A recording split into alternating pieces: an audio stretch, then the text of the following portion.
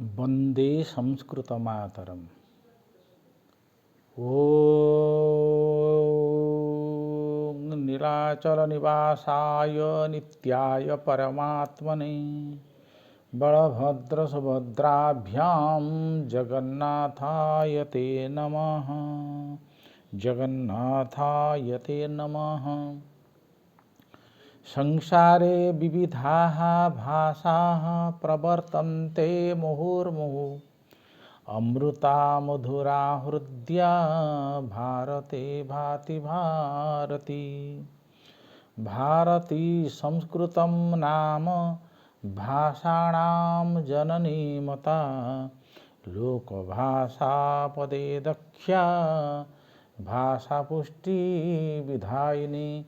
लोकभाषा पदे दख्या भाषापुष्टि विधायिनी।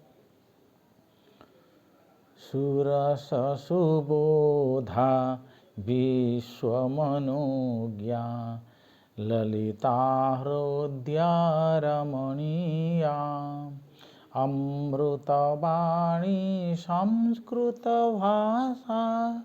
अमृतवाणी संस्कृतभाषा।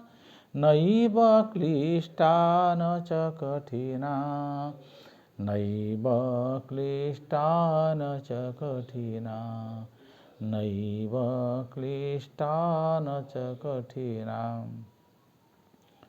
सर्वेभ्यो नमो नमः।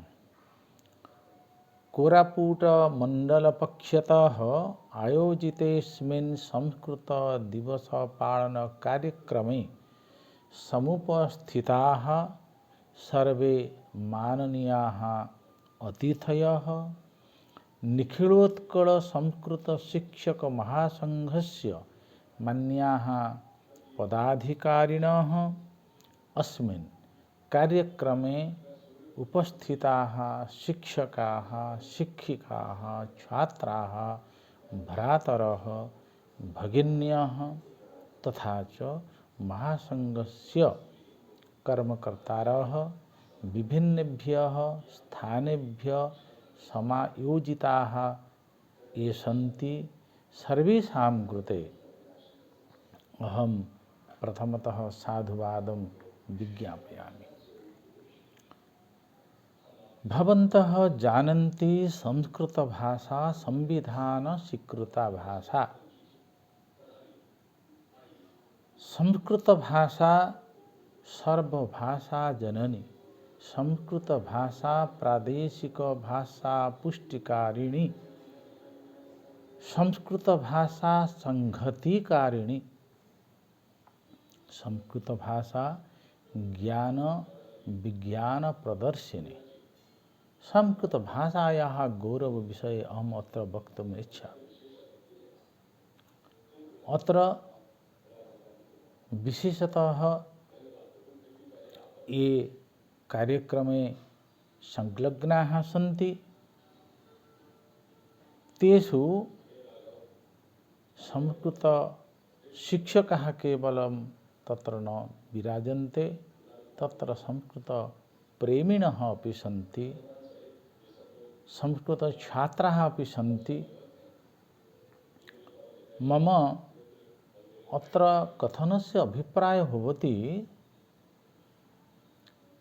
ये संस्कृत भाषा कथं लोकभाषा भविष्यति, संस्कृत भाषा कथं जनभाषा भविष्यति, सदने सदने प्रति जनवदने संस्कृत भाषा कथं आगमिष्यति। तर्हि भवन्तः जानन्ति प्रतिभाषायाः रूपद्वयं विद्यते। एकं भवति शास्त्रीयरूपम्, अपरं भवति लौकिकरूपं नाम कथितरूपं। तथैव संस्कृतभाषायाः शास्त्रीयरूपं कठिनं स्यात्, परन्तु व्यावहारिकरूपं लौकिकरूपम् अतीव सरलम्। अत्र ये संस्कृतज्ञाः सन्ति ते संस्कृतेन वक्तुं पारयन्ति, तत्र विचारः नास्ति।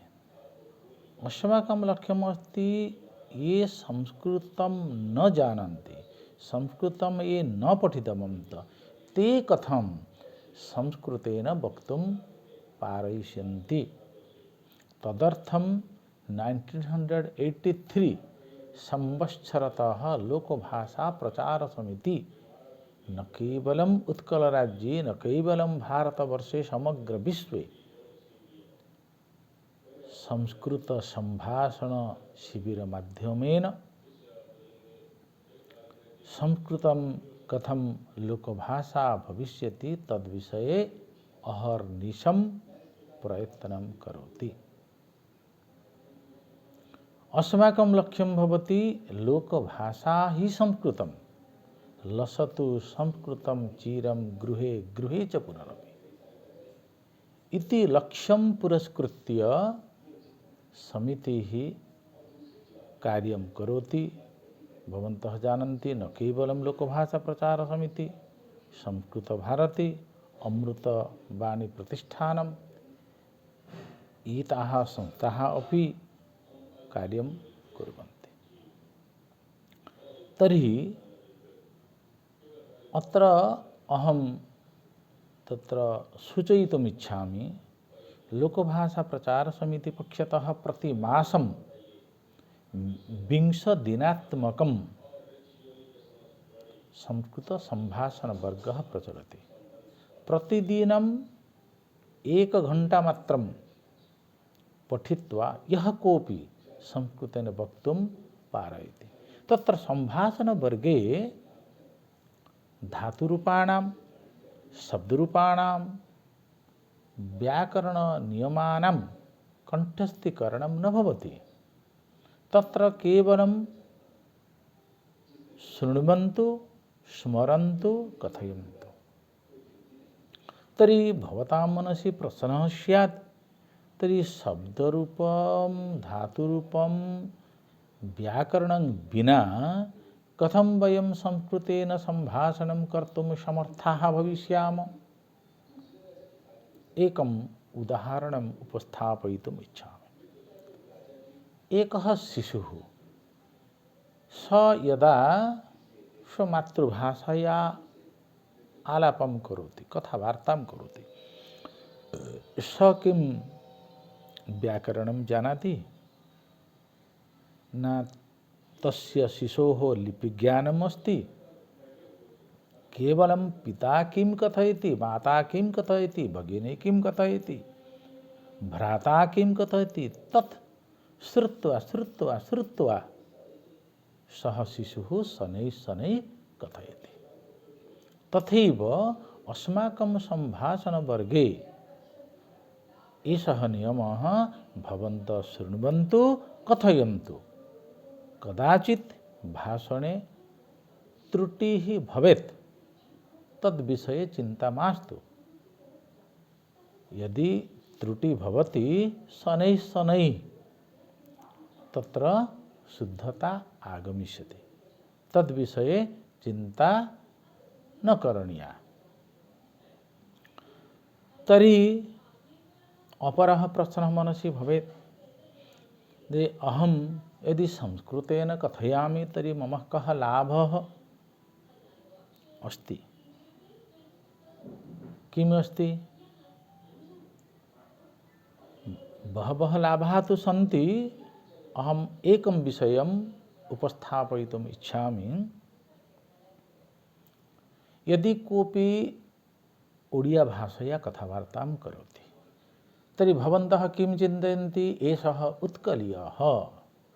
यदि कोऽपि बङ्गभाषया आलापं करोति, अस्माकं मनसि बङ्गप्रदेशस्य चित्रम् आगच्छति। यदि कोऽपि तेलुगुभाषया वदति, एषः आन्ध्रप्रदेशीयः इति वयं चिन्तयामः। परन्तु यदि कोऽपि संस्कृतेन वदति तर्हि सः कस्य प्रदेशस्य? न, सः भारतीयः। संपूर्ण भारतवर्षस्य चित्रं मनसि आगच्छति संस्कृतभाषाश्रवणेन। संस्कृत भाषा कथनेन अहम भारतीयः इति गर्वम् अनुभवामि यदा अहम संस्कृतं वदामि। अतः भवन्तः संस्कृत संभाषण वर्गे भागग्रहणं कुर्वन्तु, संस्कृतेन कथयन्तु, भारतीयाः भवन्तु इति निवेदनम्। अपरः एक विषय, भवतः सर्वे महासंघस्य सर्वेषु कार्येषु योगदानं कुर्वन्तु, तत्र पूर्ण सहयोगं कुर्वन्तु, यतः भवन्तः जानन्ति संघे शक्तिः कलौ युगे। अतः भवन्तः अवश्यं संघस्य विविधेषु कार्यक्रमेषु अवश्यं सहयोगं करिष्यन्ति इति अद्य एव वयं संकल्पं नयामः। अपरः एक विषय अस्ति, भवन्तः स्वस्वक्षेत्रेषु ये संस्कृतप्रेमिणः सन्ति, ये साहित्यिकाः सन्ति, ये राजनेतारः सन्ति, ये अधिवक्तारः सन्ति, नाम एडवोकेट जनाः सन्ति, तैः सह भवन्तः सम्पर्कं कुर्वन्तु। संस्कृतं प्रति तेषां रुचिः भवद्भिः वर्धनीया। येन कदाचित् कापि समस्या भवति चेत् ते अवश्यं सहयोगं करिष्यन्ति। भवन्तः तु जानन्ति सम्प्रति संस्कृतशिक्षायाः का स्थितिः, तत्र काः समस्याः, संस्कृतशिक्षकाणां काः समस्याः सन्ति, संस्कृतछात्राणां काः समस्याः सन्ति।